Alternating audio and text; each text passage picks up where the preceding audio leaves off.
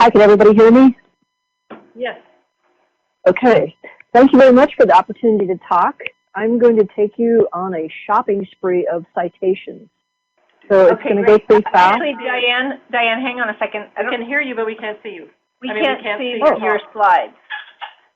Oh, okay. Hold on a other second. People? Let me go back here. Hold on.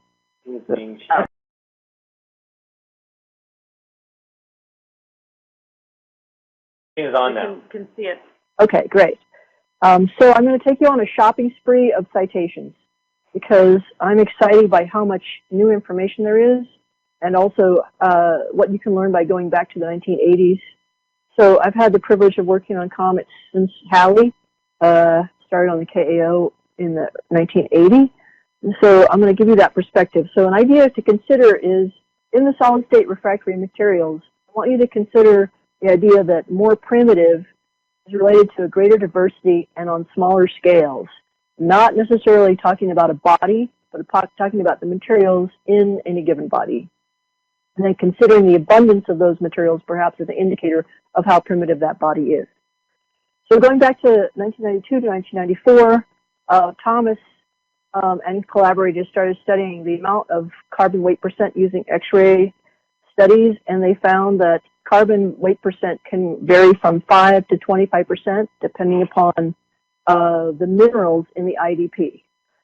So in the pyroxene or ensitite-rich interplanetary dust particles that were called also anhydrous, so no layer-less silicates in those particles and fluffy, they found up to 25%. Stardust and IDPs have been studied quite a bit in terms of their organics. This is an image of an IDP from the Greek Skillet collection where the Earth ran through the stream and IDPs were collected exactly in that timing. The left-hand side shows the carbon map of the particle. This image shows a series of different kinds of textures. The upper left, A is vesicular, and B is globular. C is dirty. They're spongy and smooth. And these different textures have somewhat different spectral signatures or X-ray spectra. Here's another particle from IDP Chukka, and I show, again, range of textures on the bottom, and this grain is 4 or 5 microns across, and it's just amazing that this kind of work can be done at this sensitivity.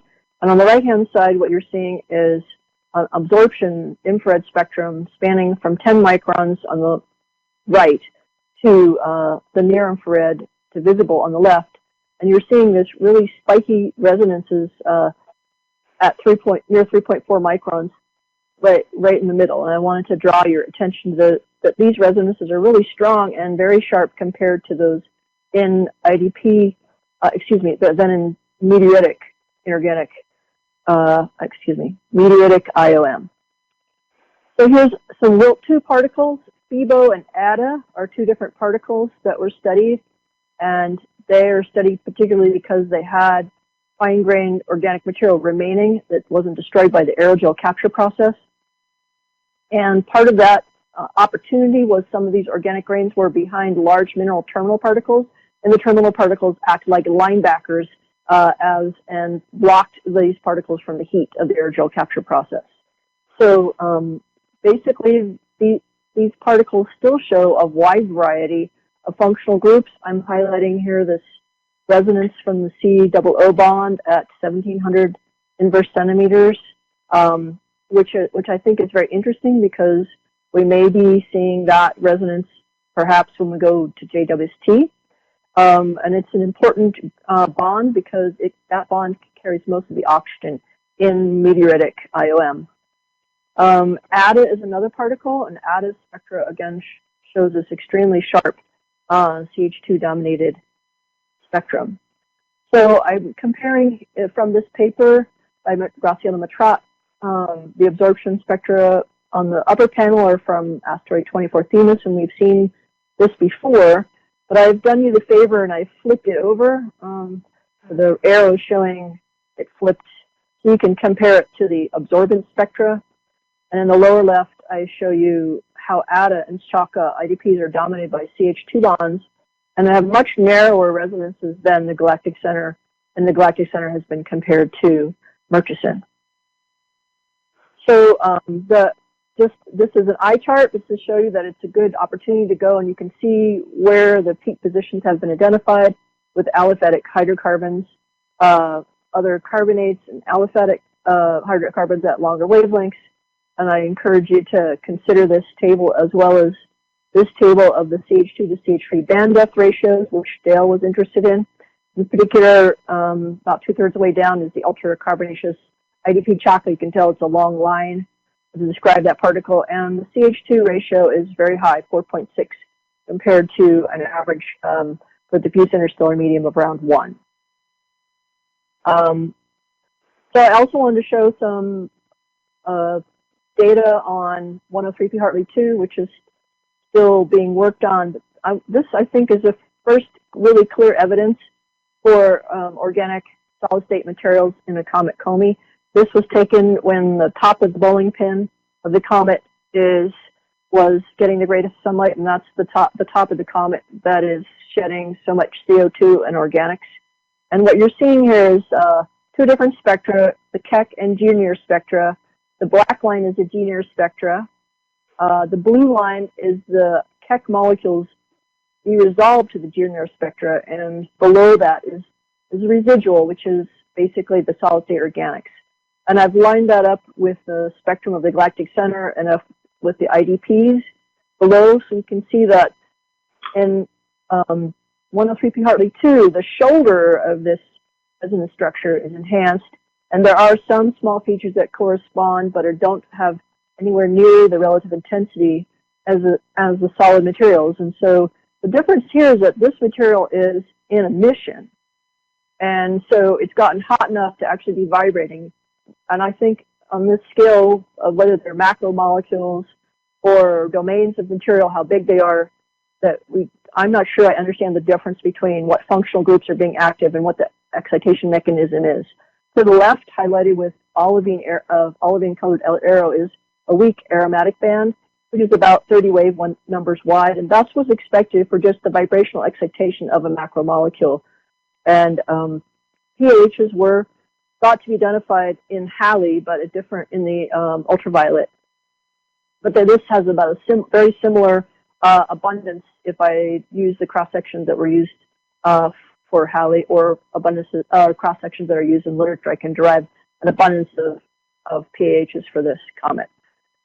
So other studies that are worth considering, that are worth throwing in the shopping cart as we run through this citation reference, are studies of interplanetary dust particles deuterium enrichments, the organic matter, these carbon X-ray near absorption spectra, more FTIR analysis, and basically they show different materials, different samples of organic material in different kinds of cometary samples show different materials. Some of them are amorphous carbon, and some of them are aliphatic carbon. Some of them are domains of aromaticity. So it's really difficult. Well, what spurs me on to shop so fast and so voraciously through literature is that usually one or the other group are focusing on something they're looking for. And so I'm trying to find what everybody's been seeing rather than just one particular group's focus. So here's another study of absorption resonances from 2003, one of the older works, showing again a range of ratios of CH2 and CH3 in this material. And these are IDPs, anhydrous IDPs, and they also do carbon Zanes on the right. So Zanes, again, is X-ray absorption near-edge spectroscopy, and it probes the kinds of bonds that are in the material. And I gave some of the standards below, so they're showing some amorphous carbon, perhaps some ordered double bonds like graphite, but not exactly because the second resonance is shifted. So the amount of bonds, again, has to be assessed. We don't really know exactly the structure, but we know the kinds of bonds in this structure. And I wanted to point out, very importantly, that when we crush IDPs, we get to see what's on the inside. We detect the 10 micron through 0.4 micron features only when we crush them. So there's something interesting about the particle's exterior not having this aliphatic material and it actually being very dark. So other studies include looking at the rims that hold the refractory grains together. Again, this is a glimpse at the Zane spectra from stardust, showing a bit more uniformity and emphasis of similarity to amorphous carbon. And this other paper shows a much greater variety of functional groups in the X-ray absorption mirror spectroscopy. Now, I'd love to bring in these ultracarbonaceous Antarctic micrometeorites because they are chock full of organics. They can be up to 90% of the particle as their carbonaceous matter. And in that material are embedded these, what I would call amorphous silicate-like materials, but I'm sure I will get a great deal of conversation about it. Basically, glass with embedded metal and sulfides that are found predominantly in interplanetary dust particles, and also ensitite and forsterite grains. When we look at other parts of the particle, we see that there's abundant iron sulfide as well as these low calcium pyroxenes and olivines.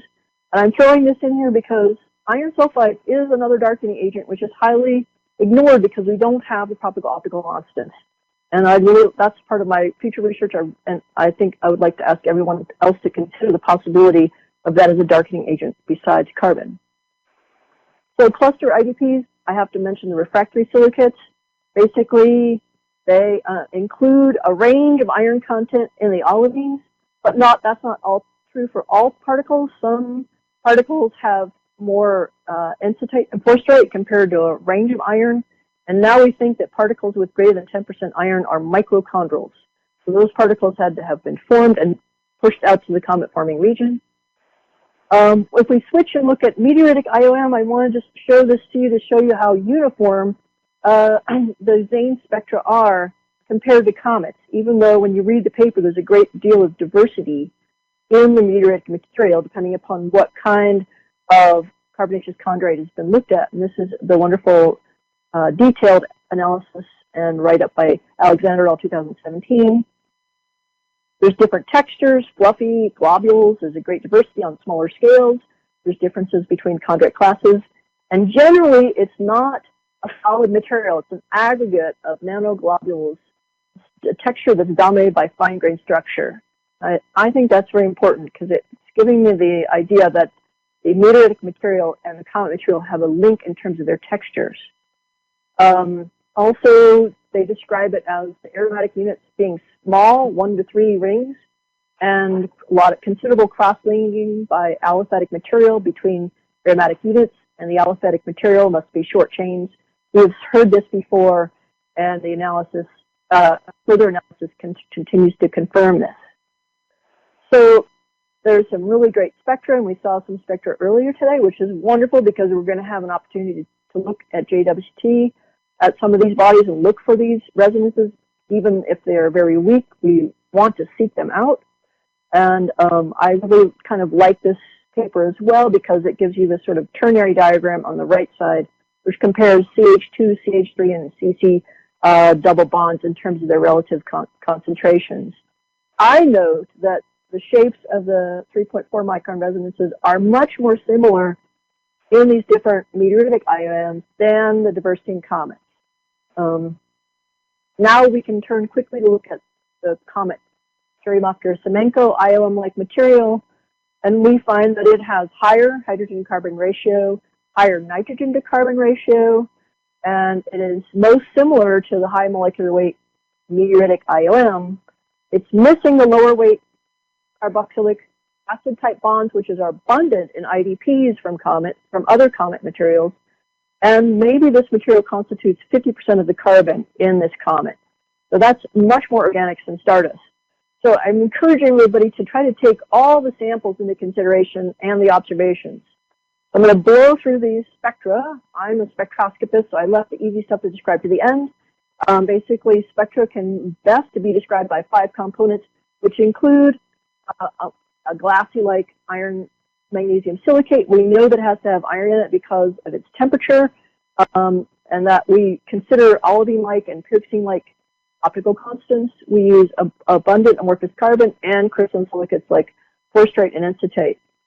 This has held up, and its mineralogy changed a little bit as it went by the sun and showed different jets of material. And in particular, the lower left corner, I'm showing you the breaking it down into scattered sunlight that then turns on thermal component. There's a ubiquitous warm featureless continuum, which we fit with amorphous carbon. So that's the best available material at this time. Here is a suite of our better spectra, and I wanted to show you on the left side, there's one long period comet and 2 short period comets that have very similar looking spectra with resonances in the same positions. These 3 comets have very similar crystalline material and high crystalline content, low carbon content. In the middle, we have weaker silicate features, and the slopes of those different comets are based on being hotter or cooler, but the resonance contrast and the resonant locations are very similar. And as we go to the right, we find the resonances get very weak. This is due to low porosity or solid grains and a high amorphous carbon to silicate content. So we have a great range of amorphous carbon to silicate ratios and not such a great range in size distributions. We have to have very fine grained material to get the really strong resonances, and maybe the smallest grains being like a micron in size for the weaker resonances. But it's not a factor of 100 in grain size. We also can look at how in deep impact and Comet Hartley 2, we can kind of look at the carbon, crystalline silicate, amorphous silicate, and basically a single comet can show a range of materials coming out of it. So the take-home message here is that amorphous carbon versus silicates and the silicate crystal inflection are not simply dependent on dynamical history of the comet or dynamical family of origin. Comet 67P had 2 outbursts of dust, and they were fitted by carbonaceous dominated 100 nanometer size grains. Also, if they include an olivine component, they can get the increase in scattered light. So basically, the radiance went up, the scattered light in the blue went up, and the thermal went up. So the temperature went from like 300 to 600 degrees, and that requires either a mixture of carbon and olivine or separate components to explain the albedo increase. Lastly, in Temple 1 showed, actually in the middle panel, this is the intensity map, and I wanted to show you that the rightmost column has a slight ring of enhanced intensity. Basically, there's polarization where there's no radiation being scattered. So there are dark polarized particles, and Ferruccio et al. Assessed that these particles had to be very dark and small, like amorphous carbon grains. So they speculate either, or they hypothesize that the carbonaceous grains were smaller and got accelerated better by gas drag, or that they came off the surface later. So lastly, talking about carbon as being different forms and different abundances, I again want to point out that it's possible that carbon is not just in organics. Here we're seeing an old paper by Fomenkova in 1994 that showed that the Chon material in Halley was predominantly present in the particle counts mass spectrometer within around 10,000 kilometers of the nucleus, and there was a considerable amount of this material that is carbon-only grains. I'm going to breeze over some of these points and just say that outer icy bodies, this is a table I assembled in 2008 from models that have been in the literature of different centaurs and TMOs, and basically they get the surfaces as dark as they are. They require a lot of amorphous carbon. So my interest in showing you all this data about comets is to show the diversity, but also ask, can cometary dark materials provide clues to the abundance of this material and its composition on the outer icy bodies? Comet samples can contain up to 45% weight carbon. They're not all IOM, and what we heard today was that some of the IOM is very dark, and I would love to see spectra in absolute absorbance to see that, because the optical constants that we have are relatively transparent. So here's my summary, and I'll take questions. It's basically all the details. So let me see where the chat goes.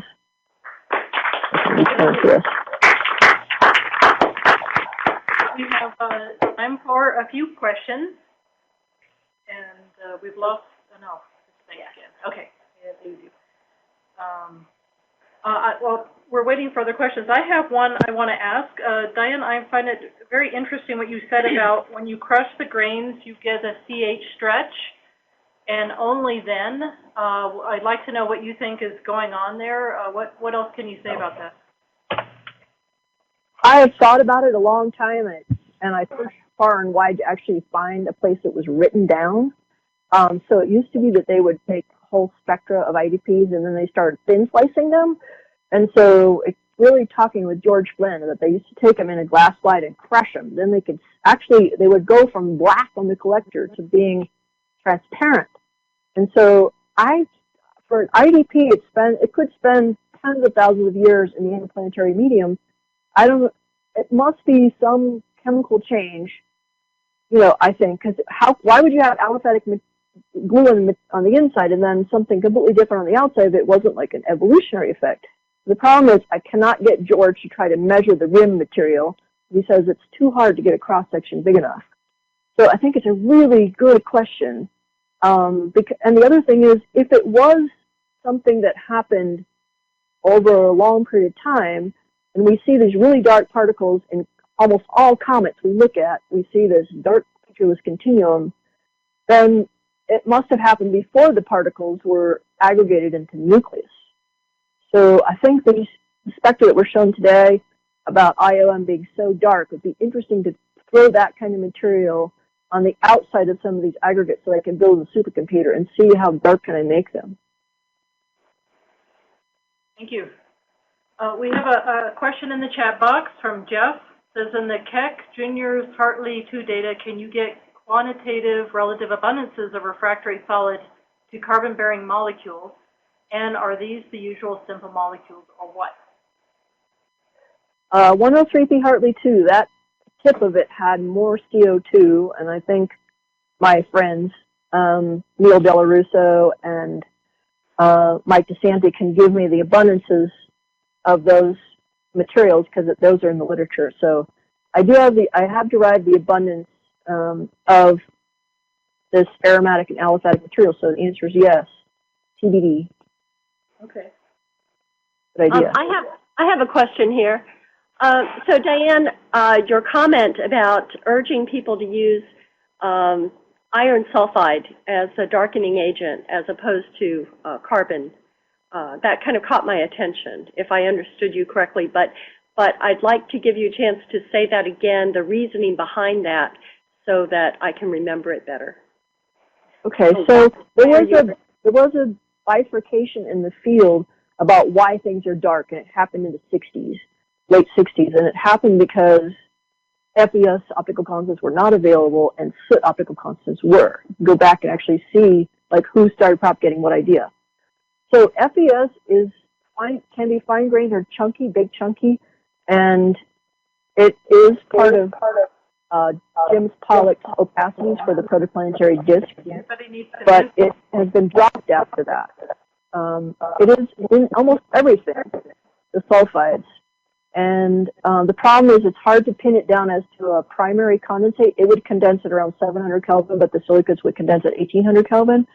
But it also could be a product of aqueous alteration. So if Mike is on the line, he could comment. But basically, we have about a 2 order of magnitude gap in the optical constants. Like we just don't know what's going on between 1 micron and 5 micron. There's like a drop and a line, and people have forgotten that was a dotted line. They just drew a line. So I think it's a very potentially, it's astrochemically quite potentially viable. And Andrew Westphal has just analyzed X-ray spectra of the bulbs of stardust tracks and assessed that most of the fine-grained material is FES. And he's looked at the absorption column towards Cygnus X1 in the X-rays and found that it matches with FES. So he's hypothesizing a potential FES source of fine-grained material. FES is a dominant component inside of these glassy silicates that are perhaps interstellar inheritance, these gems. So it would be invisible in the interstellar medium because it has no resonances except if it's really fine-grained. And there's a broad 23 micron resonance, about 3 microns wide. Very good. Thank you. So it's just quite viable. All right. Well, thank you. I think we need to move on to the next speaker. Thank you.